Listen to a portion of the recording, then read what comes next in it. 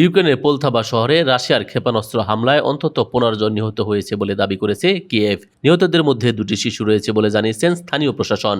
পোলতাভার আঞ্চলিক সামরিক প্রশাসন রোববার এক বিবৃতিতে জানিয়েছেন, রাশিয়ার ক্ষেপণাস্ত্র হামলায় মৃতের সংখ্যা বেড়ে 15 জনে দাঁড়িয়েছে, যাদের মধ্যে 2টি শিশু রয়েছে। এছাড়া 17 জন আহত হয়েছে, যাদের মধ্যে 4 জন শিশু এবং ঘটনাস্থল থেকে 22 জনকে উদ্ধার করা হয়েছে। এর আগে স্থানীয় প্রশাসন জানিয়েছেন হামলায় 12 জন নিহত হয়েছে এবং এখনও উদ্ধার তৎপরতা চলছে। এদিকে ইউক্রেনের প্রেসিডেন্ট ভলোদিমির জেলেনস্কি তার এক বার্তায় কিয়েভের প্রতি আরও আন্তর্জাতিক সমর্থন আহ্বান জানান। তিনি বলেন, প্রতিটি আকাশ প্রতিরক্ষা ব্যবস্থা, প্রতিটি প্রতিরক্ষা ক্ষেপণাস্ত্র মানে একটি জীবন রক্ষা করা। আমাদের মিত্রদের অবশ্যই ব্যবস্থা নিতে হবে, আমাদের চুক্তিগুলো পূরণ করতে হবে এবং রাশিয়ার উপর চাপ আরও বাড়াতে হবে।